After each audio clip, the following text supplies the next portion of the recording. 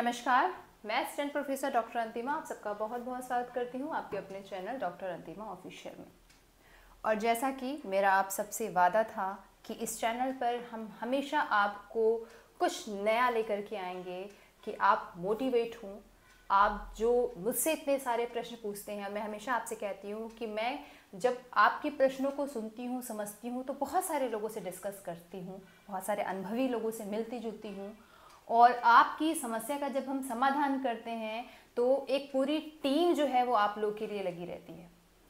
तो जैसा कि मैंने कल भी क्लास में आप सब पूछ रहे थे, मैम प्लीज़ पॉडकास्ट का टाइम बताइएगा, प्लीज़ पॉडकास्ट का टाइम बताइएगा, तो आप सबके ग्रुप पे नोटिफिकेशन पहुंच गया होगा। और आज हम लेकर के आ रहे हैं हमारा आज इस सीरीज़ का डॉक्टर अंतिमा ऑफिशियल का पहला पॉडकास्ट।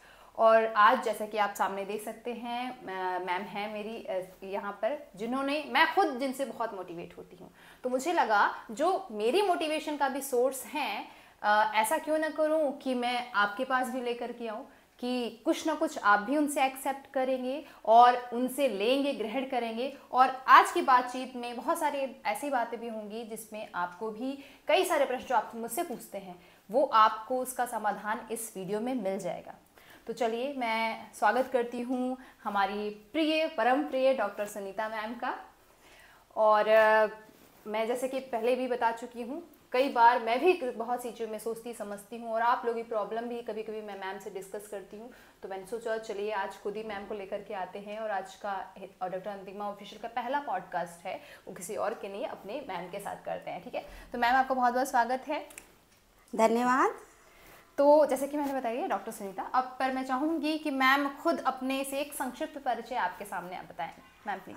मैं अपने दर्शकों को बताना चाहूँगी, मैं डॉक्टर सुनीता, एसोसिएट प्रोफेसर प्राचीन भारतीय इतिहास, नारी शिक्षा निकेतन महाविद्यालय लखनऊ, और अभी मैं एसोसिएट प्रोफेसर के पद पर कार्यरत हूँ।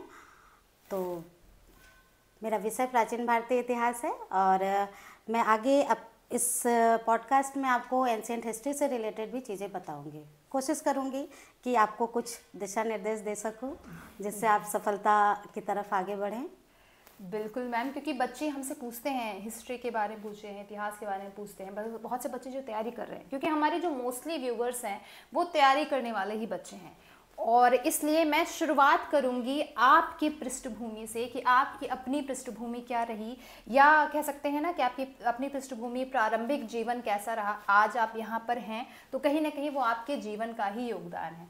तो प्लीज़ मैम आप शुरुआत से बताएं हमें कुछ। देखिए अंतिमा जी, कोई भी व्यक्ति जब सक्सेस होता है तो ऐसा नहीं है कि बगैर संघर्ष के होता है, लेकिन कभी कभी जब सक्सेस व्यक्ति अपने संघर्ष के बारे में बताता है तो वो सिर्फ एक कहानी लगती है, क्योंकि कभी कोई व्यक्ति पर्सनली उस लेवल पर जाकर सोच ही नहीं पाता कि सच में ऐसा हुआ होगा। तो मेरा बचपन तो बहुत संघर्षों में बीता है और उन संघर्षों के बारे में मैं क्या बताऊं कि हमारे पास पढ़ने के लिए लाइट्स भी नहीं हुआ करती थी और लैंप था, बट लैंप बहुत बड़ी चीज़ होती थी। मम्मी पापा ने बहुत कोशिश की, लेकिन मम्मी पापा का सहयोग ये था कि उन्होंने मुझे सिर्फ पढ़ाई के लिए मोटिवेट किया। उनका लक्ष्य था, उनकी खुद की लाइफ का लक्ष्य था कि उनके बच्चे शिक्षित हों, शिक्षा के बगैर कुछ नहीं है।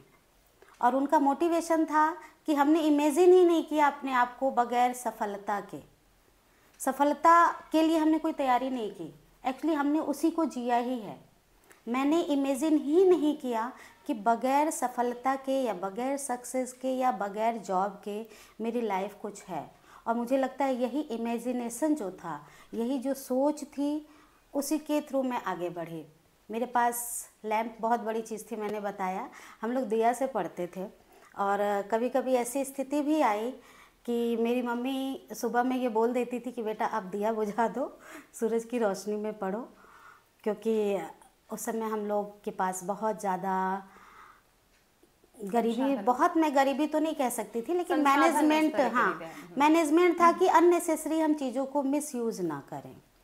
जो चीज़ें हैं उसमें आप आगे बढ़िए। मैं ये नहीं कहूँगी कि मैं रोड के किनारे किसी लैब में पढ़ाई की हूँ, बट हाँ जो चीज़ें थी उनका उचित उपयोग मेरे पेरेंट्स ने मुझे सिखाया और उसी डोर को पकड़ के हम लोग बाहर निकले और बाहर निकल के आज सफलता की तरफ बढ़ चुके हैं। बिल्कुल, चूँकि मैं तो ये बात जानती हूँ, समझती हूँ, पर मैं चाहती थी कि आप भी समझें। कई बार मेरे पास ऐसे प्रश्न आते हैं मैम कि बच्चे बोलते हैं कि मैम नहीं हो पा रहा है, नहीं पढ़ पा रहे हैं। तो मैं भी उनसे यही कहती हूँ कि जब तक तुम अपने सफलता को, अपने करियर को अपना ऑक्सीजन जितना ज़रूरी नहीं समझोगे, तब तक मुश्किल है। जैसा कि मैम ने कहा कि अपनी सफलता उन्होंने चुना नहीं, उन्होंने सफलता को ही को जिया जिया है। है, उसको आप बहुत बड़ी सोचिए, बात है। उसको आप अपने आप से अलग करके सोचेंगे। आप यदि सोच रहे हैं कि मुझे यूजीसी नेट की तैयारी करनी है, देन आप सिर्फ तैयारी करेंगे। आपको ये सोचना है कि मुझे असिस्टेंट प्रोफेसर बनना है, तो आप तैयारी नहीं करेंगे, आप उसी में लीन हो जाएंगे। जैसे कहते हैं ना, ईश्वर में लीन हो जाओ तो ईश्वर मिलता है, वैसे आप शिक्षा में लीन हो जाइए, सफलता तो आपके कदमों को चूमेगी। वेरी, बहुत बहुत अच्छी बात, सच बात है कि वो कहते हैं ना कि दिन सोना भी उसी में है, उठना भी है। तो ये इस बात को मैम ने बहुत सूत्र रूप में आपसे कह दिया। तो मैम, जब आप तैयारी कर रहे थे पढ़ते समय, क्योंकि एज ए गर्ल्स और हमें बहुत ज़्यादा बाहर की दुनिया का भी पता नहीं होता है और क्या क्या स्ट्रगल आते हैं, ये हमें शैक्षिक जीवन में भी और बाहरी ऐसे लड़की के जीवन में भी, तो आपने भी क्या कभी इनको फेस किया है? खासकर मैं बात करूंगी शिक्षा के क्षेत्र में, यदि कोई संघर्ष आया है तो उसको कैसे फेस किया है और कैसे उसे बाहर निकली है? देखिए, शिक्षा लाइफ का या आपकी सफलता का सेकेंड फेज है, सेकेंड स्टेप है। पहला स्टेप जो होता है ना, आपको सक्सेस करने के लिए आपके पेरेंट्स और आपकी फैमिली फर्स्ट स्टेज पे होती है, जो आपको सपोर्ट करती है, उस काबिल बनाती है। और मैं बहुत लकी हूँ कि मेरे पेरेंट्स बहुत अच्छे मिल गए। उन्होंने मुझे पढ़ाई के सिवा कुछ और सोचने नहीं दिया। और जो आजकल की महिलाओं या लड़कियों के पास ये प्रॉब्लम्स आती है कि लड़कियां पढ़कर क्या करेंगी, वो मेरे पेरेंट्स ने नहीं सोचा। उन्हें ये पता था कि बेटे ना पढ़ें, लेकिन बेटियों का पढ़ना बहुत ज़रूरी है। बिल्कुल। तो इस वजह से उन्होंने बाहरी सारे आक्षेपों से हम लोग को बचाया। बाहर से जो भी क्वेश्चंस थे, वो क्वेश्चंस हम तक पहुँचे नहीं, तो हमारा माइंड जो है ना, डिस्ट्रैक्ट नहीं हुआ। हमें पता ही नहीं चला कि लड़कियों के साथ प्रॉब्लम्स होती है। हाँ, बड़े होने पे पता चला, जब बड़े हुए और शेयर किया मम्मी पापा से, तो पता चला कि ये बातें भी हुई थी, बट उन्होंने तब हमारे तक पहुंचने नहीं दिया। तो ये तो पेरेंट्स और आपका फैमिली आपको कितना सपोर्ट करता है, ये मैं खुशकिस्मत थी, मुझे मिला। लेकिन अभी भी मैं जिन स्टूडेंट्स को पढ़ाती हूँ, बल्कि मैं उनके साथ अलग से क्लासेस लेती हूँ, कि उनके पास बहुत प्रॉब्लम है कि उनके पेरेंट्स, या ग्रेजुएशन के बाद ये कहा जाता है कॉलेज किस लिए जा रहे हो, ग्रेजुएशन में कॉलेज में नहीं जाया जाता है। तो मैं आपको बताऊंगी, टीचर्स से इंटरेक्शन बहुत ज़रूरी है। ये सिर्फ आपको थ्योरेटिकल चीज़ें पढ़ते हैं आप ऑनलाइन में, जो भी है, लेकिन जो प्रैक्टिकल चीज़ें हैं, जो फीलिंग्स हैं, जो आई कांटेक्ट के बाद आपको कॉन्फिडेंस देता है, वो टीचर देता है। आपको ऑनलाइन की जगह, यदि आप ग्रेजुएशन लेवल पे हो, पोस्ट ग्रेजुएशन लेवल पे हो, कंपटीशन की बात मैं नहीं कर रही हूँ, बट आपका जो ग्रेजुएशन और पोस्ट ग्रेजुएशन का है, ये फेज़ किसी भी बच्चे की लाइफ का ऐसा एज होता है जिसमें वो भटक भी सकता है और सक्सेस भी हो सकता है। तो इस फेज़ में पेरेंट्स को भी चाहिए कि वो टीचर्स के पास भेजें, क्योंकि टीचर्स जितना भी बुरा होगा, यदि स्टूडेंट उसके सामने क्वेश्चंस लेकर खड़ा है, तो मुझे नहीं लगता कि कोई टीचर ये कहेगा कि मैं बाद में बताऊंगा, या मैं अभी तुम्हारी हेल्प नहीं करना चाहता। बिल्कुल एफर्ट करते हैं, तो टीचर्स एफर्ट करते हैं, पता नहीं कैसे लोगों को ये समझ में नहीं आता। तो उन्हें कॉलेज भेजना चाहिए, टीचर्स से अपनी बात कहनी चाहिए। और सबसे बड़ी बात है कि कहना आसान है कि आप लोगों की बातों पर ध्यान मत दीजिए, लेकिन मैं आपको बताऊं अपने एक्सपीरियंस से कि सच में लोगों की बातों पर ध्यान मत दीजिए, क्योंकि आप यदि अच्छा करोगे तब भी आपको लोग कहेंगे कि इसने अच्छा कैसे कर लिया, ज़रूर इसने कुछ गलत काम किया है। और यदि आप फेल हो रहे हो तब भी आपको कहेंगे कि ये फेल क्यों हुआ, क्योंकि इसने तो टाइम पास कर लिया। तो आप लोगों की बातों पर मत जाइए, आपका माइंड कंसंट्रेट होना चाहिए, सिर्फ फोकस्ड होना चाहिए अपनी टारगेट पे। और ऐसा नहीं है कि असफलताएं नहीं आती, असफलताएं आती और असफलताएं आनी भी चाहिए।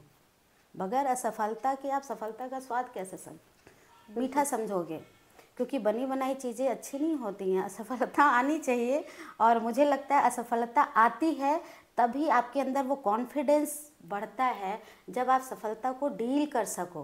कभी कभी आपने देखा होगा कि कोई व्यक्ति बहुत सक्सेस हो गया और उसके एटीट्यूड में बहुत चेंजेस आ गए। वो एटीट्यूड में क्यों चेंजेस आते हैं? ऐसा नहीं 100% को असफलता मिलती है, कुछ लोगों को सफलता डायरेक्ट भी मिलती है, लेकिन उनका एटीट्यूड चेंज होता है। जब आप असफलताओं को देखते हो तो आपका एटीट्यूड नहीं चेंज होगा जब आप सफल बनोगे। तो असफलताओं से डरिए नहीं।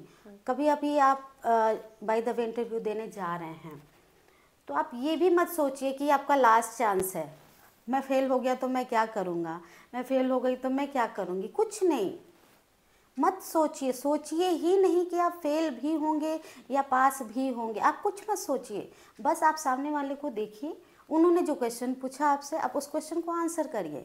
रिजल्ट आप सोच कर चलेंगे तो आपके एक्सप्रेशन पे दिखेगा, आपके हाव भाव पे दिखेगा, आपके आंसर्स पे दिखेगा और आपके प्रेजेंटेशन पे भी दिखेगा। तो आप इन सब चीज़ों को एकदम से छोड़ कर आइए। जो आपका इंटरव्यू रूम है उससे बाहर इन चीज़ों को छोड़िए और एंट्री करिए, और आपको सिर्फ किसी एक व्यक्ति को फेस करना है जो आपको आंसर क्वेश्चन पूछेगा और आप उसको आंसर करेंगे, अदरवाइज़ कुछ भी नहीं है। और ये मैं एक्सपीरियंस से बोल रही हूँ, ये मैं थ्योरेटिकल नहीं बोल रही।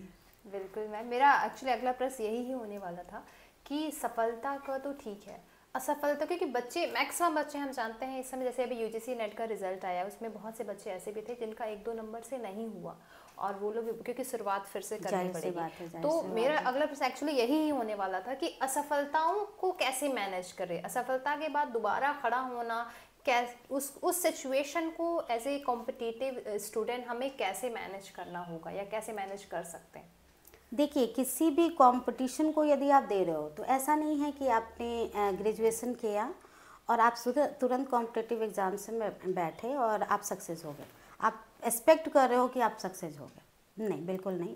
आप अपने आप को समय दीजिए, आप अपने आप को 2 साल का समय दे दीजिए कि 2 साल में मुझे ये रिज़ल्ट लाना है पॉजिटिव। तो उसके बाद क्या होगा कि आप शुरुआती तैयारी करोगे, और जो शुरुआत में आप असफल होगे आप उसको हल्के में लोगे। क्यों हल्के में लोगे? क्योंकि आपका तो टारगेट है ना, एक पीरियड है कि ये लाइन के बाद मुझे सक्सेस होना है, ये मैं सिर्फ प्रैक्टिस के लिए कर रहा हूँ, और वो करना भी चाहिए। बहुत सारे बच्चे सोचते हैं कि मैं एमए के बाद यूजीसी नेट की तैयारी करूँगा। नहीं, ये बहुत पहले का समय था कि एमए के बाद स्टूडेंट्स तैयारी करता था या सोचता था कि उसे क्या करना है। अब आप जानते हो कंपटीशन बढ़ गया, और कंपटीशन बढ़ने के पीछे रीज़न क्या है? ये ऑनलाइन, जैसा अंतिमा मैम आप लोग को बहुत सारे ज्ञान देती हैं, बहुत सारी शिक्षा देती हैं ऑनलाइन। ये ऑनलाइन क्लासेस की वजह से शिक्षा उन बच्चों तक भी पहुंच पा रही है जिनके लिए इजी नहीं था, जो बाहर जाकर नहीं आ सकते थे, इनफैक्ट बड़ी बड़ी कोचिंग्स की फीस नहीं जमा कर सकते थे, तो उनके लिए ऑनलाइन शिक्षा है। तो अब वो बच्चे भी तो ऐड हो गए ना आपके कंपटीशन में, तो ऑटोमेटिकली आपका कंपटीशन बढ़ गया। लेकिन सोच सिर्फ ये होनी चाहिए कि आपको सिर्फ और सिर्फ एक सीट चाहिए, बाकी 400 सीट है या 4 सीट है, मुझे उससे मतलब नहीं होना चाहिए, मुझे एक सीट चाहिए। तो कंपटीशन जब आपका बढ़ गया है तो आपको तैयारी, ऐसा नहीं है कि मैंने तुरंत कुआं खोदा और पानी निकल गया, नहीं, आपको तैयारी भी मीडियम स्पीड से करनी पड़ेगी, ना तो स्लो ना तो फास्ट। इनफैक्ट यदि आपको यूजीसी या सिविल सर्विसेज जाना है तो आपको ग्रेजुएशन से तैयारी शुरू कर देनी चाहिए। इनफैक्ट मैं तो कहूँगी इंटरमीडिएट से, और उसके भी पहले जा सकते हैं तो हाई स्कूल से। अब हाई स्कूल में क्या योगदान है आपका? आप कोशिश करिए कि आप 10 पर्यायवाची, 10 विलोम, 10 समानार्थी, क्योंकि ये मैंने कहा ना कि वो आपको जीवन में जीना है, आपको तैयारी नहीं करनी। आप तैयारी करके सोचोगे तो भूल जाओगे। आपको सोचना नहीं है कि मैं पढ़ रही हूँ। पढ़ाई को जब तक आप एंजॉय नहीं करोगे बच्चों, आप सक्सेस नहीं होगे। जो लोग आज सक्सेस हैं उनसे पूछिए कि उन्होंने जिया है, पढ़ाई को जिया है। आपको जीना है पढ़ाई को लेकर के। आपको पढ़ाई के लिए सोचना नहीं है कि मुझे इस एग्ज़ाम की तैयारी करनी है, क्योंकि मैक्सिमम हमको लग रहा है 99% कोर्सेज ऐसे ही होते हैं कि सब में चलेगा आपका। पैटर्न अलग हो सकता है लेकिन सिलेबस लगभग आपका सेम होता है। तो आप हाई स्कूल से क्यों ना आप 20-20 पर्यायवाची, 20-20 समानार्थी और विलोम, या जिनके इंग्लिश थोड़ा सा वीक है वो कुछ नए वर्ड्स याद करिए। मतलब नेक्स्ट जितनी जल्दी हो सके उतनी जल्दी तैयारी, क्योंकि भाई सही बात कही आपने, क्योंकि अब तो अवेयरनेस आपको हर बहुत जगह मिल जगह रही है, बहुत जगह है। एक आज से 10-12 साल पहले इतनी अवेयरनेस नहीं थी, हमें पता ही नहीं होता था कि नहीं, क्या स्कोप है। अवेयरनेस थी। मैं अपने दोस्तों को जानती हूँ, वो चाहते थे कि वो कुछ कर जाएं, बट सपोर्ट नहीं था। वो बाहर निकल नहीं पाते थे, उनके पास उतने संसाधन भी नहीं थे, उतना फाइनेंशियल स्थिति अच्छी नहीं थी। अवेयरनेस एक अलग चीज़ होती है और आपकी योग्यता उस जगह तक पहुंचने के संसाधन अलग चीज़ होती है। वो जानते थे कि आईएएस भी कोई जॉब होती है, बट आईएएस के वो सपने नहीं देख सकते थे, क्योंकि उन्हें पता था कि वो नहीं पहुंच पाएंगे। वो जानते थे असिस्टेंट प्रोफेसर भी एक पद होता है और वो हायर एजुकेशन का पद होता है, बट वो वहाँ तक पहुंच नहीं पाते थे। तो इस वजह से जो ऑनलाइन एजुकेशन है, जो मैंने अभी थोड़ी देर पहले बोला कि टीचर्स ज़रूरी हैं, टीचर्स ज़रूरी तो हैं, बट ये ऑनलाइन एजुकेशन ने उन बच्चों को प्रॉफिट दिया है जो बच्चे पहुंच नहीं पाते थे। तो मैं ये जो बता रही थी कि आप 10-10 क्वेश्चंस याद करिए, ये सब शॉर्ट क्वेश्चंस, उसको जब आप नेक्स्ट डे पढ़िए तो पिछला वाला रिवाइज करिए।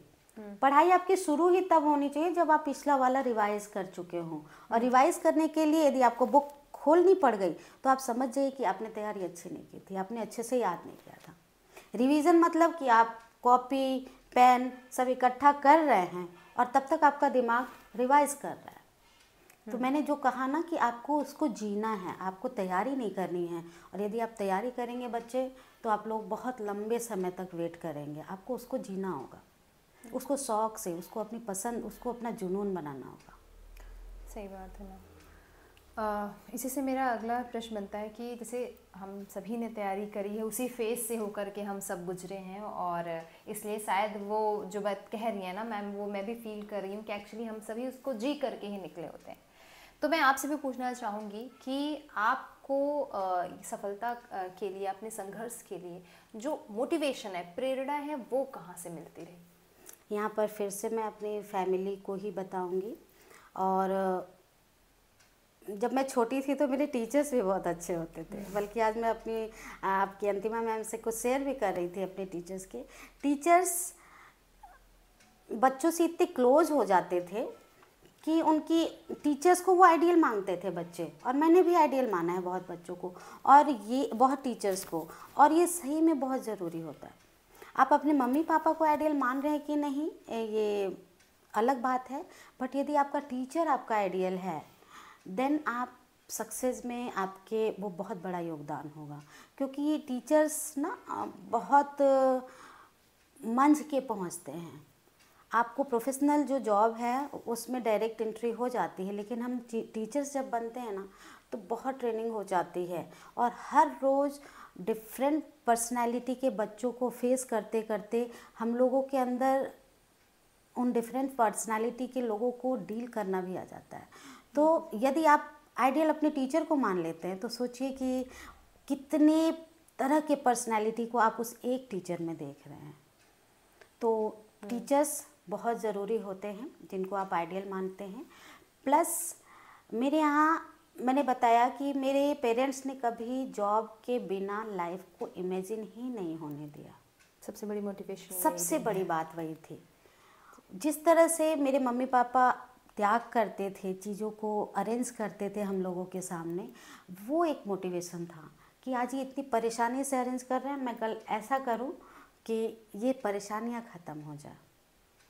मोटिवेशन वो था जब स्कूल के टीचर्स आकर मेरे पेरेंट्स को बोलते थे कि नहीं आपके बच्चे ने टॉप किया, तो फिर लगता था कि नहीं, मैं यदि यहाँ रुक गई तो नेक्स्ट टाइम मेरे पापा से कहने कोई नहीं आएगा कि आपकी बेटी ने टॉप किया। तो उसके लिए फिर से एक तैयारी, एक नए सिरे से नए क्लास में तैयारी करना, वो हम लोगों ने अपनी स्कूलिंग में ही देखा है। और मुझे लगता है, पूरा विश्वास भी है कि स्कूल के टीचर्स भी बहुत कोशिश करते हैं, बट पेरेंट्स अपने बच्चों को ही नहीं भेजते। हाँ, अब तो यदि पेरेंट्स अपने बच्चों को भेजे तो मुझे लगता है कि 70% स्टूडेंट तो बचपन में ही उस सांचे में ढल जाएंगे कि उन्हें पढ़ के कुछ करना है। बहुत सही। क्योंकि हम अक्सर मैम हम लोग मोटिवेशन के लिए ना खोजते हैं, यूट्यूब पे खोजते हैं, किसी से पूछते हैं, कहीं से मोटिवेशन मिल जाए, लेकिन सबसे बड़ा मोटिवेशन तो हमारी लाइफ में हमारे आसपास ही है, हमारे जो सराउंडिंग्स, हमारे जो सिचुएशन है। जैसे आपने कहा कि आपकी सिचुएशन ही एक्चुअली आपको मोटिवेट करती रही हमेशा, तो मोटिवेशन के लिए आपको बहुत ज़्यादा इधर उधर घूमने की ज़रूरत नहीं है, आपकी अपनी नीड, अपनी सिचुएशन ही सबसे ज़्यादा आपको मोटिवेट करती रही है। ये बात मुझे सच में बहुत अच्छी लगी। और मैं भी कहती हूँ बच्चों से कि मैं तुम्हें हमेशा मोटिवेट कर रही हूँ, लेकिन तुम जब तक अपने से नहीं होगे, अपनी सिचुएशन से नहीं होगे, तब तक सब कुछ बहुत मुश्किल हो जाएगा। तो अच्छी बात थी ये भी। आगे ज़रूर मैं आपसे पूछूंगी, क्योंकि AIH आपका विषय है और बच्चे हमारे जो है वो नेट और असिस्टेंट प्रोफेसर की तैयारी करने वाले बहुत सारे बच्चे भी जुड़े हैं, और ख़ासकर हिस्ट्री एक ऐसा विषय है ना मैम जो लगभग सभी कंपटीशन में पूछा जाता है।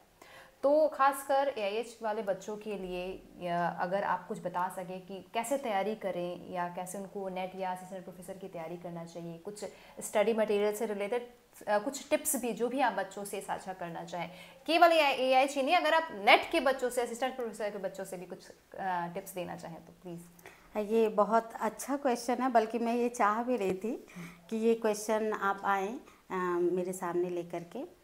एक्चुअली एंशिएंट इंडियन हिस्ट्री या एंशिएंट हिस्ट्री सब्जेक्ट को बहुत टफ माना जाता है स्टूडेंट कम्युनिटी में। मैंने देखा, ओ माय गॉड, हिस्ट्री। तो मुझे समझ में नहीं आया कि हिस्ट्री क्यों इतना टफ है आप लोगों के लिए। क्योंकि मैं अपना बैकग्राउंड बताऊं, मेरे घर में लोगों ने मुझे एक डॉक्टर के रूप में देखा था।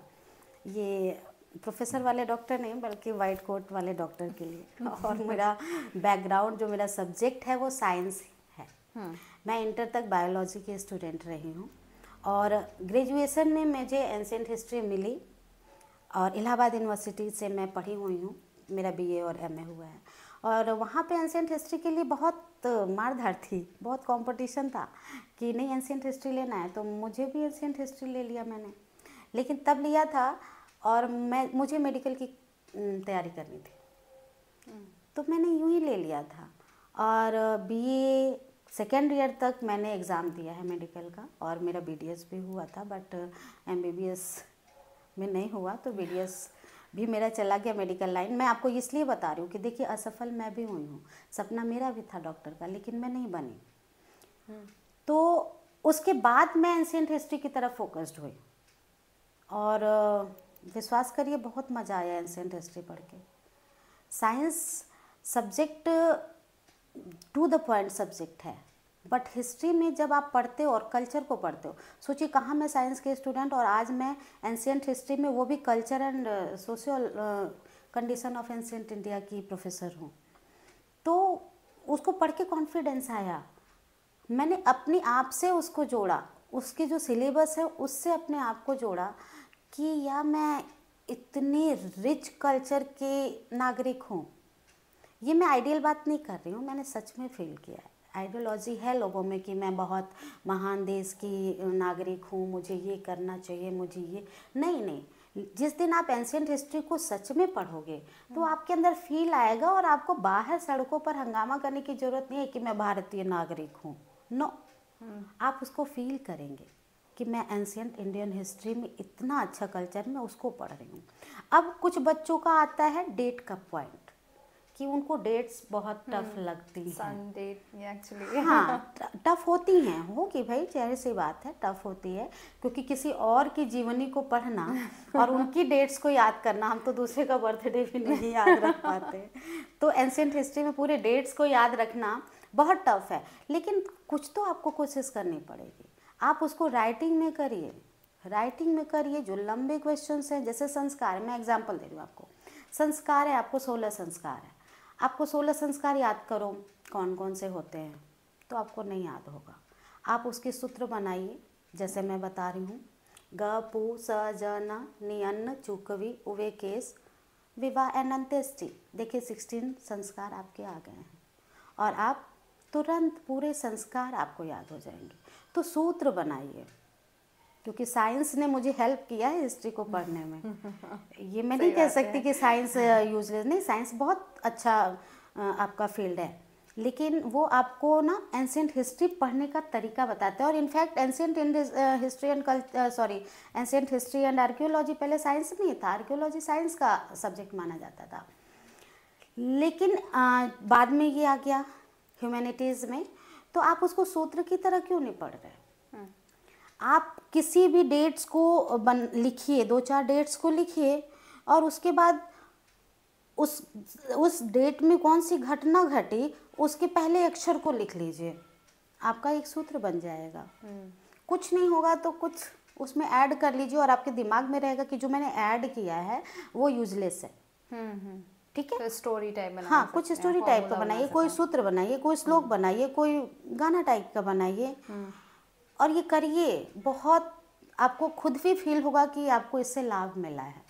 थोड़ा सा स्मार्ट अपने आप को बनाना होगा, बनाना पड़ेगा। हिस्ट्री पढ़ना, हिस्ट्री स्मार्ट ही है। हिस्ट्री आपको स्मार्ट बनाती है, क्योंकि हिस्ट्री आपको ये कॉन्फिडेंस देती है कि बाहर सोसाइटी में जो चीज़ें हो रही हैं उसमें आपका नॉलेज इन्हेंस करती है, और आप पब्लिकली उस पर अच्छी बात रख सकते हो, अपनी राय रख सकते हो। जैसे कास्टिज़म है, आप एंशियंट हिस्ट्री को पढ़ेंगे तो आप कास्टिज़म पे, वर्ण व्यवस्था पे आप कॉन्फिडेंटली अपनी बात रख सकते हैं। और आपको नॉलेज ही नहीं है कि इसको शुरू कब किया गया, क्यों किया गया, तो आप फिर लोगों की भावनाओं में ही बहते रहोगे। व्यवहारिक ज्ञान भी इससे व्यवहारिक ज्ञान बढ़ेगा। बिल्कुल सही। बच्चों के सामने मैम एक क्वेश्चन बच्चे मुझसे भी पूछते हैं, इसलिए मैं आपसे भी पूछ रही हूँ। पूछते हैं मैम कितने घंटे पढ़े? मतलब मैं उनसे कहती हूँ कि मैंने अपने पढ़ाई को कभी घंटे के हिसाब से नहीं देखा, लेकिन फिर भी अब मैं आपसे भी पूछूंगी, बच्चों एक अच्छी कंपटीशन निकालने के लिए कितने घंटे पढ़ना चाहिए? मैंने बहुत सारे इंटरव्यूज़ देखे हैं जिसमें सक्सेस कैंडिडेट ने ये बोला है कि मैंने 18 घंटे पढ़ाई की है। माय गॉड, मतलब 18 घंटे सिर्फ पढ़ाई की, अपने लाइफ ही नहीं जिया है। होगा, बहुत लोग मेहनत किए होंगे, मैं उनका मजाक नहीं उड़ा रही हूँ, बट हाँ, मुझे लगता है कि एक्सट्रीम है। पढ़ाई का मतलब ये नहीं है कि आप लाइफ जीना छोड़ दीजिए, क्योंकि एक एक दिन जो हमारा बीत रहा है ना, ये वापस नहीं आना है। तो लाइफ भी आपको जीना है, पढ़ाई भी करनी है, और सक्सेस भी होना है। तो तरीका ये है कि आप जितने भी घंटे पढ़ सको, कंसंट्रेट होके पढ़ो। आपने जैसे 3 घंटे पढ़ाई की है, ठीक है, अब आप बोर हो रहे हो, आपका मन नहीं कर रहा है, आप कॉपी किताब सारी चीज़ें बंद करिए, बाहर निकल जाइए, दोस्तों के साथ चाय पीजिए। उससे भी मन नहीं भर रहा है, आप मूवी देखिए। उससे भी मन नहीं भर रहा है, आप सो जाइए, लेकिन प्रेशर में पढ़ाई मत कीजिए।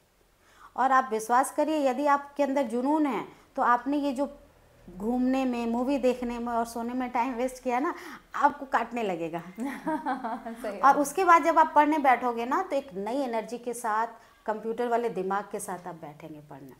तो इसलिए बहुत ज़रूरी है कि आप जितना पढ़िए कंसंट्रेट होकर पढ़िए। 2 घंटे स्टडी होनी चाहिए। घंटा नहीं मैटर रखता है, घंटा मैटर नहीं रखता है, आपका रिजल्ट मायने रखता है कि आपने कितना पढ़ा। और जो छोटी छोटी क्वेश्चंस होते हैं ना, आप चलते फिरते भी रिवाइज कर सकते हो। हाँ, ये बात तो है। आप कोई काम भी कर रहे हो, लड़कियों के पास बहुत काम होते, काम के साथ उनको सफलता, उनका तो और टफ है। बिल्कुल। तो आप काम करते हुए उन चीज़ों को रिवाइज करिए, और शो ऑफ मत करिए कि अरे ये फलाना क्वेश्चन मैं याद करूँ। नो, आपका दिमाग चलना चाहिए। आपके एक्सप्रेशन में दिख रहा है तो दिखावा हो गया, और दिखावे पर आपका कंसंट्रेशन हो जाएगा। ऑनेस्ट स्टडी होनी चाहिए। आपको ऑनेस्ट होना चाहिए, क्योंकि यही 2-4 साल ही तो आपको पढ़ना है। यदि इस 2-4 साल में आपने पढ़ लिया तो बाकी की लाइफ बहुत स्मूथ हो जाएगी, और ये 2-4 साल आपने थोड़ी सी भी लापरवाही की तो बाकी की लाइफ बहुत टफ हो जाएगी। बहुत सही बात कही। एक्चुअली हमें अभी जो टाइम होता है तैयारी का, वो बहुत सीक्रेट टाइम होता है। आपकी वो जो कहते हैं नहीं है, सफलता ही आपका शोर मचाएगी, तो अभी आप सीक्रेट तरीके से रहो, और सफलता तो खुद ही आपका ढिंढोरा पीट देगी हर जगह कि क्या करना है। अच्छा मैम, अगर कोई लड़की आपसे पूछे कि मैम मैं क्या सफल हो सकती हूँ, मतलब मेरा बैकग्राउंड ऐसा है, या फिर नहीं मैं उतना पढ़ पा रही हूँ, या मैं अभी पिछले एग्ज़ाम में फ़ेल हो गई, फिर भी आकर अगर आपसे पूछे कि क्या मैं सफल हो सकती हूँ, तो आप उससे पहला आंसर क्या कहना चाहेंगी? आप अपने आप से पूछिए। क्योंकि मुझे लगता है कि आप अपने को जस्टिफाई आपसे बेहतर कोई नहीं कर सकता। आपके जो क्वेश्चंस हैं आपसे खुद से रिलेटेड, मैं कैसी दिख रही हूँ ये आपको आंसर पता होगा, मैं कैसा बोल रही हूँ ये आपको आंसर पता होगा, आप अपने घर में सबके प्रिय हैं कि नहीं ये आपको आंसर पता होगा, तो आप सक्सेस होगे कि नहीं ये आपको आंसर पता होगा। बिल्कुल बहुत सही। सारे बच्चे बहुत कोशिश करते हैं बट नहीं सक्सेस हो पाते, वो जूझ रहे होते हैं। देखिए सबका दिमाग बराबर नहीं होता है, हाँ नेचुरल होता होगा बट यूज ना होने या कम यूज होने की वजह से उतना शार्प सबका नहीं होता, तो सभी सक्सेस तो हो नहीं सकते, जाहिर सी बात है। तो ये आंसर वो कैंडिडेट या वो लड़की वो छात्रा खुद से देगी कि आप सक्सेस हो सकते हो कि नहीं। क्वेश्चन आपका ये होना चाहिए कि मैम मुझे आप कुछ रास्ता बताइए, कुछ पढ़ने का तरीका बताइए जिससे मैं सक्सेस हो जाऊं। यदि आपके अंदर ये कन्फ्यूज़न है कि मैं सक्सेस हो पाऊंगी या नहीं, देन आप नहीं होगे। मैं आपको आंसर तो जरूर करूंगी कि बेटा आप अपने से पूछिए, बट मैं अंदर समझ जाऊंगी कि नहीं आप सक्सेस नहीं होगे, क्योंकि आपने अपने आप को तौल लिया। डाउट ही नहीं रखना हाँ, है अपने मन में। आपने अपने अंदर हाँ या ना में अपने आप को तौला है और वहीं पर तो आपने गलत किया है। आपको ये नहीं डाउट अपने ऊपर नहीं होना चाहिए। कॉन्फिडेंस आपका बहुत ज़रूरी है, ओवर कॉन्फिडेंस मत होइए, बट कॉन्फिडेंट यदि आप नहीं है विकल्प होना चाहिए, तो आप सफलता से दूर हो जाएंगे। बिल्कुल। चलिए आज का आखिरी सवाल जो मैं एक्सपेक्ट करती हूँ और हमेशा होते हैं कि मैम बच्चों को, खासकर महिला जो छात्र हैं वो और सभी तरह के प्रतियोगी छात्रों को आप अपनी तरफ से क्या मैसेज देना चाहेंगी? बेटा आप लोग पढ़ाई करिए और असफलताओं को साइड में रखते हुए उनको भी एंजॉय करिए, उनको भी आनंदित होने दीजिए, असफलताओं को भी, और आप भी आनंदित होइए, क्योंकि असफलताओं के बाद ही सफलता मिलेगी। और आपको इसमें निगेटिविटी अंदर नहीं लाना है, डिप्रेशन में नहीं जाना है और ये नहीं सोचना है कि ये नहीं हुआ तो अब मैं किसी काबिल नहीं हूँ। नहीं, आप उसको छोड़िए। मैंने मेडिकल लाइन छोड़ दी, मैंने वाइट कोट के बाद ब्लैक कोट का एक सपना था, ब्लैक कोट भी छोड़ दिया। आज मैं एसोसिएट प्रोफेसर हूँ और कुछ ही महीनों में प्रोफेसर भी हो जाऊँगी। तो असफलताओं से ना डरिए और एंजॉय करिए लाइफ को एंजॉय नहीं करते, यदि आप 6 घंटे पढ़ रहे हो तो 2 घंटे आप ज़रूर इंटरटेनमेंट में अपनी लाइफ को दीजिए। प्रेशर पढ़ाई का लेकर पढ़ाई मत करिए, पढ़ाई को फ्रेंडली पढ़िए। बिल्कुल, बहुत तभी आप सक्सेस, क्योंकि कंपटीशन की जो लाइफ होती है ना लंबी होती है और बहुत डिप्रेसिंग भी होती है। बिल्कुल, क्योंकि आपके फ्रेंड का हो सकता है सक्सेस हो जाए जल्दी और आप नहीं हुए रहते हैं, तो आप डिप्रेशन में क्यों जा रहे हैं? बिल्कुल सही। ये डिप्रेशन का तरीका नहीं है। हर बॉडी में सभी पार्ट्स अलग हैं, तो आपकी लाइफ अलग है, उनकी लाइफ अलग है। हो सकता है उनको जल्दी सक्सेस मिल गया, आपको थोड़े दिन बाद मिलेगा, लेकिन मिलेगा। बिल्कुल हाँ। तो मैं ज़रूर कहूँगी कि आप दूसरों को देखकर अपने को न तौलिए, खुद को देखकर दूसरों को तौलने दीजिए। बहुत अच्छी बातें हुई और एक्चुअली मुझे भी हमेशा, मैंने कहा कि हमेशा कुछ ना कुछ सीखने को मिलता है, आपको भी मिलेगा। आज की बातचीत जो है वो मुझे पूरा भरोसा है आपको बहुत सारी चीज़ें इसमें सीखने को मिली होगी। और यही नहीं, अगर आपको अभी भी लगता है कि कोई भी प्रश्न आप मैम से पूछ सकते हैं, कोई आप डिस्कशन करना चाहते हैं, मैं हमेशा अवेलेबल रहूँगी। आप कभी भी हमें अपने मैसेज करिए, कमेंट सेक्शन में बताइए, हमें मेल करिए, हम वापस से मैम को लेकर के आएंगे। कोई एंशिएंट हिस्ट्री के कोई बच्चा है जो अपनी तैयारी के लिए भी डिस्कस करना चाहता है, वो भी मैम से डिस्कस कर सकता है। आप हमसे जुड़े हैं, मैम हमारे हमसे जुड़ी हुई हैं, तो हम सभी एक दूसरे का एक फैमिली है और मिल करके तैयारी करेंगे और जब तक सफल नहीं होंगे तब तक पीछे नहीं हटेंगे। ठीक है, चलिए मैम आपको भी बहुत बहुत धन्यवाद। धन्यवाद अंतिमा जी, धन्यवाद। धन्यवाद बच्चों, श्रोताओं, आप अपने अंदर वो अमल करिएगा बातों को जो हमने बताई, और मैं एक्सपीरियंस से कह रही हूँ कि आप जरूर सक्सेस होंगे। चलिए, थैंक यू सो मच सभी। धन्यवाद।